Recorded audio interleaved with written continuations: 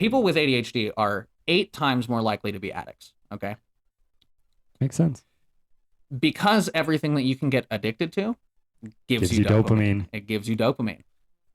I started out my journey being super addicted to World of Warcraft.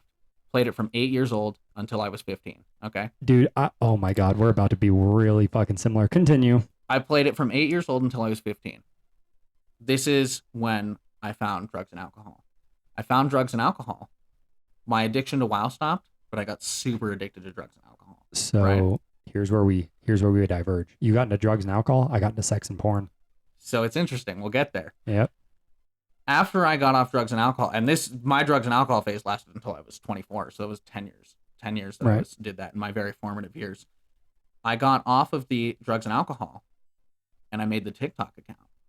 Oh. And then I got super addicted to the dopamine spikes that social media gave you. I was chronically online. I was posting 3 times a day. I was posting 3 Instagram posts a day.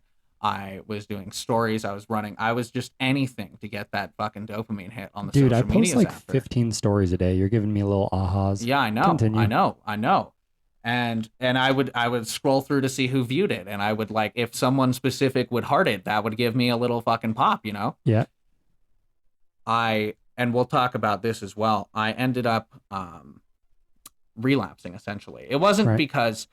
So this is where we met, by the way. This is where we actually met was very briefly back into this relapse, but it was interesting because so I don't know if I've told you this, because I've had a lot of friends who went off the wagon, got completely sober, and then seemingly fell back off the wagon or something before they got sober again.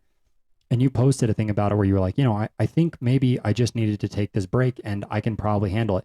And I literally had this moment where I said, God, I hope he doesn't fucking die before he realizes that that's not the case. Yep. Yeah. It's and I realize now, so with I went from the social media, right, back into the drinking. Right. And then I stopped feeling the need to post because I was drinking. Fuck, dude, you're right. And that's when I took my break I stopped posting because I started drinking again. I cut drinking off again, but I still wasn't posting because I felt like I needed to get myself together before I was posting.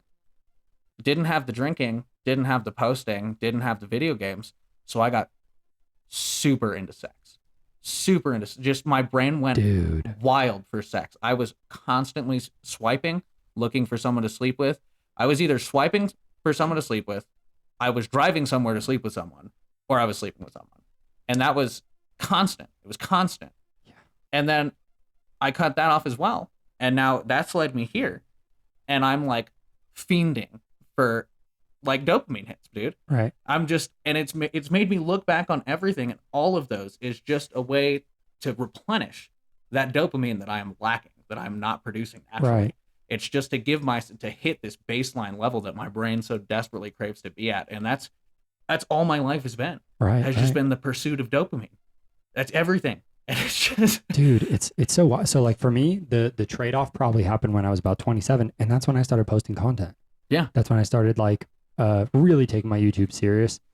Started posting just little Instagram pieces here and there and whatnot. And then the TikTok and all that shit.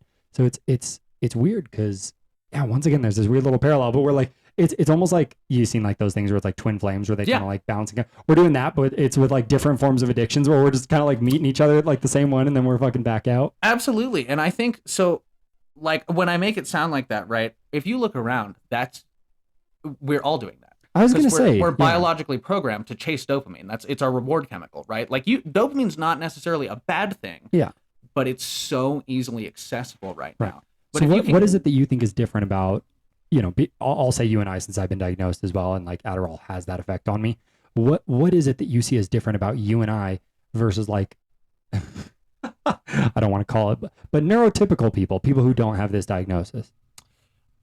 I think that we need something like you have found with content, and I also found with content is fantastic. You actually see a ton of ADHD people go for content because it's a really easy dopamine source, but it's productive.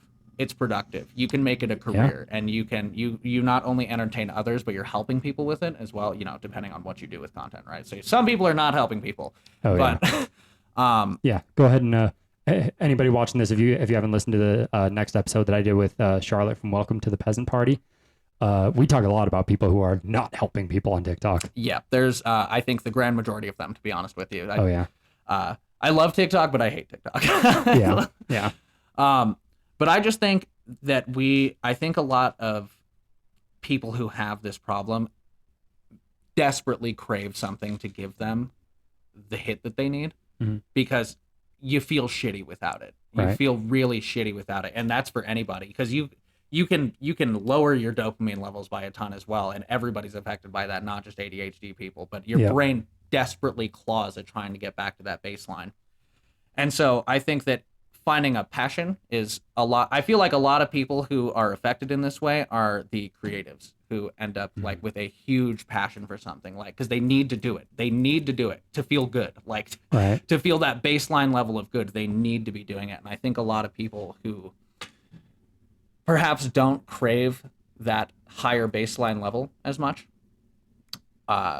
get more comfortable in the mundane, I suppose. Right. You know, they're more comfortable doing the office jobs of the world, you know, because that's something that's always shocked me is like, and yeah, maybe that is, you know, something about it, but yeah, it has always shocked me that there are people who can like, and it's not even to say those are bad, but it's like, I cannot do that. I don't understand how people are able to do that. It sucks the life out of me. It blows my mind. Okay. And not only that some people are able to do that, but like excel. But like the grand majority of people do that. Yeah. Like think about these just huge office buildings that you drive by that are all over downtown, and every single one of those windows has someone just plugged away in a desk at it, man. Yeah. There's like that blows my mind to think about, because I'm the same way. If I can't do that, I've tried to do that. I've tried to do the office job route. I cannot do it. I physically am unable to sit there and do that. Like I need to be chasing something. I need to be like doing creative endeavors, or it makes me want to like. Every single office style job that I've had needed to have a fitness or sales component to it, or I couldn't have done it. Like I've had a couple like office-esque jobs, and every single one of them, I was also doing sales or I was also doing fitness. All of mine were sales as well. Yeah, I could not do it without it. Mm-hmm. It's because in my opinion, at least, this is, you get, again, that dopamine hit from making a sale. Making a sale. It gives you something to pursue. It gives you something to focus on. It gives you a challenge too, which makes the dopamine like hit way, way better. I mean, I remember, God, dude, I remember like one of the best sales that I ever got. I chased this person for like weeks because I knew they were fucking buying, and it was just like weeks and weeks and weeks of going back and forth with this person. They finally bought, and I mean, it was a 5-figure deal, and I was 20 or something like that, and I just, oh god, dude, it felt so fucking good. When you hit moments like that, it's literally like nutting. Like it's the fact I still remember this almost a decade later. It's crazy, man. Those things stick with you, and it's just because that high is so intense. And, and I've noticed it within a lot of people who are just creatives or salespeople, and in the not even just the ADHD aspect of things, but I don't know if it's all ADHD, if it just goes undiagnosed or what have you. Right. But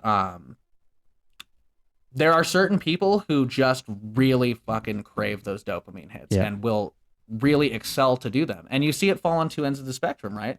Some people fall into addiction, which I did for a very long time. Right.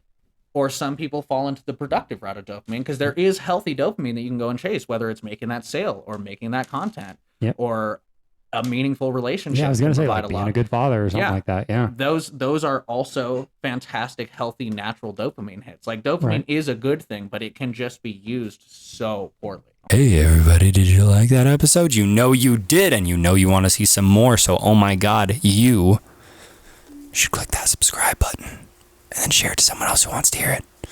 And then go find me on Instagram or TikTok or whatever at AndrewPFM and hit me with some questions of your own. So we'll see you guys there. Later.